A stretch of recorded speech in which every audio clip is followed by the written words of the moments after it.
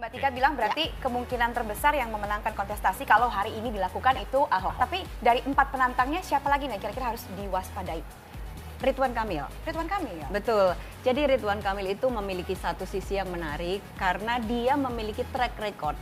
Dalam pengalaman Indonesia Indikator dalam memetakan pilkada yang ada di Indonesia kemarin, kita melihat bahwa setiap kandidat yang ketika dia bertarung, dia sudah memiliki track record yang bagus, maka dia akan berpotensi cukup Jadi berpotensi harus menang. punya Betul. semacam prestasi dulu ya Mbak ya? Betul.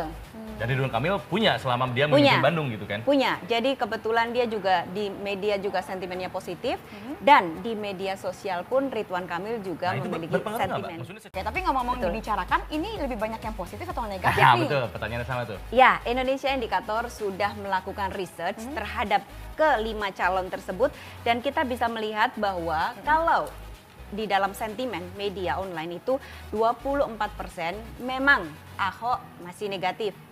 Sama halnya juga dengan Dani Dewa. Oke. Oke, tetapi Haji Lulung memiliki negatif jauh lebih besar gitu. Nah, yang paling negatifnya kecil itu adalah Sandiaga Uno 14% dan Ridwan Kamil 15%. Sebenarnya kalaupun kita bicara Ridwan Kamil negatif itu lebih banyak pada orang-orang yang mengatakan sebaiknya Ridwan Kamil jangan pergi ke Jakarta. Nah, itu Mungkin adalah orang Bandung itu yang betul, bilang kali ya Mbak bisa ya? jadi. Jadi itu adalah hal-hal yang membuat hal yang negatif. Sementara kalau kita lihat Ahok, kasus yang terbesar misalnya yang paling negatif seperti kasus Merwaras itu hanya sebenarnya cuma 10% gitu, dibandingkan dengan yang lain.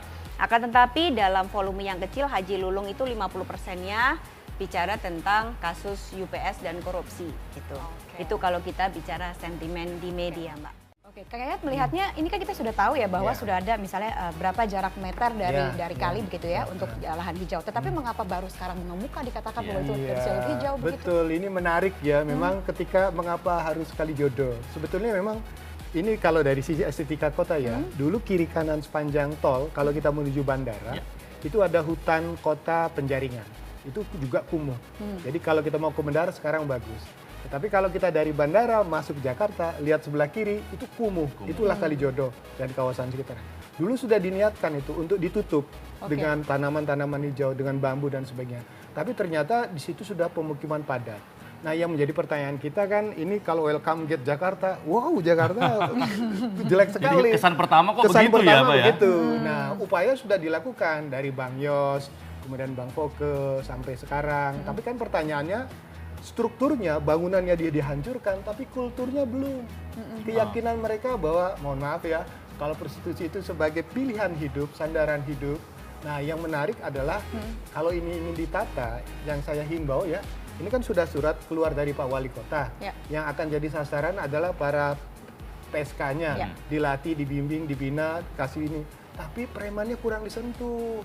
Padahal frontage-nya itu adalah PSK-nya. Tapi backstage-nya yang menjadi backup-nya, pelindungnya. Nah, nanti khawatir kalau di situ ditata, premannya pasti kemungkinan melakukan kegiatan di tempat lain. Misalnya melakukan apakah kegiatan-kegiatan tindak kejahatan. Jadi tantangan menarik, apakah dengan menjadi kawasan hijau, kriminalitas naik atau turun?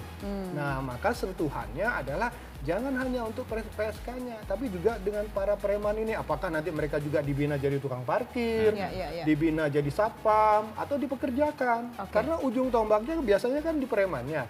Kalau mereka yang melakukan kegiatan itu, kalau tidak ada yang membackup, pasti tidak mungkin bisa berjalan sampai sekarang. Nah, yang kedua harus ada pendataan yang jelas nih sekarang nih.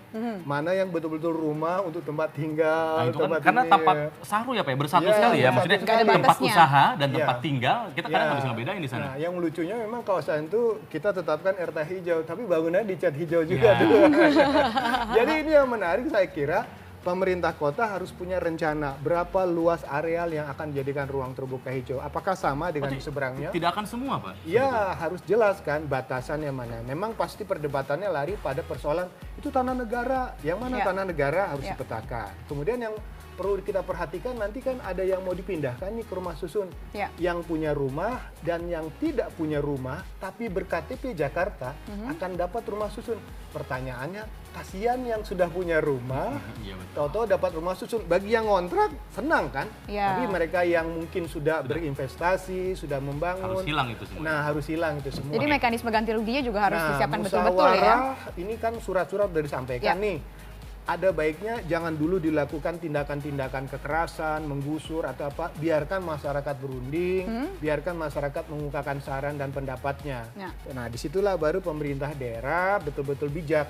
Karena berbeda loh antara di Kalijodo dengan di Kampung Pulo. Kalau Kampung Pulo itu wilayah rawan bencana alam, banjir. Sewaktu-waktu begitu banjir datang, ada yang tenggelam langsung kena dan harus dipindahkan.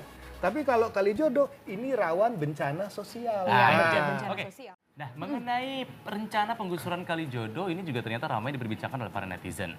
Denis, apa kata para netizen tentang penggusuran Kalijodo ini? Oke, nggak pernah kok, saya nggak pernah ke Kalijodo. Saya nggak menuduh kok. Masih belang. Sorry, saya salah dengar. Oke, respon netizen. Oke, mari kita lihat bagaimana reaksi para netizen mengenai penutupan lokalisasi Kalijodo ini. Mari kita lihat bersama-sama. Ting.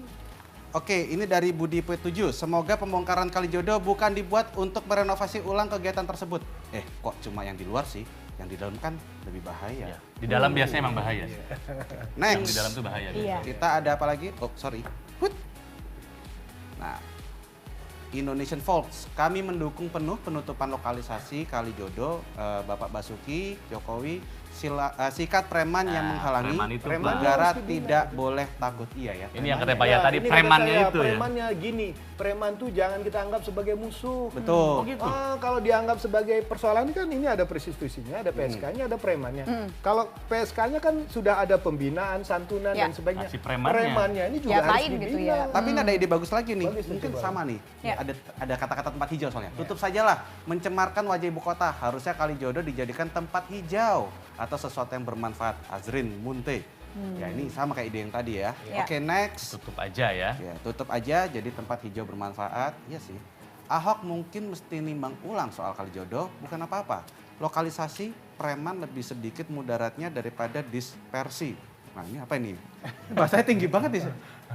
Menurut Kang Yayat gimana nih? Lokalisasi preman lebih sedikit menurut? Ya, pertama begini, kan persoalan pertama, ini kan saya berkatakan, prostitusi itu hanya frontage-nya, kegiatannya. Tapi kan di belakangnya mungkin ada minuman kerasnya, judinya. Prostitusi ya. Mungkin kasus Fortuner itu jadi trigger aja kan dari sana. Itu ya? Nah, jadi impact-nya secara sosial kita kan nggak tahu. Karena dulu mungkin Kalijodo tahun 50, 60 itu di ujung. Ya, sekarang udah jadi tengah kota. Sekarang jadi tengah kota. Pemirsa, rencana penertiban kawasan Kalijodo di Jakarta Barat dilakukan karena kawasan ini berada di lokasi jalur hijau. Salah satu pendekatan persuasif yang dilakukan Pemprov DKI Jakarta dan Polda Metro Jaya adalah dengan tawaran alih profesi untuk warga. Alasan utama Pemprov DKI menerbitkan kawasan Kalijodo adalah karena kawasan ini berada di lokasi peruntukan jalur hijau. Menurut Wakil Gubernur DKI Jarod Saiful Hidayat, di lokalisasi yang telah ada sejak tahun 60-an ini ada 3 masalah besar, yakni prostitusi, perjudian, dan pengedaran narkoba.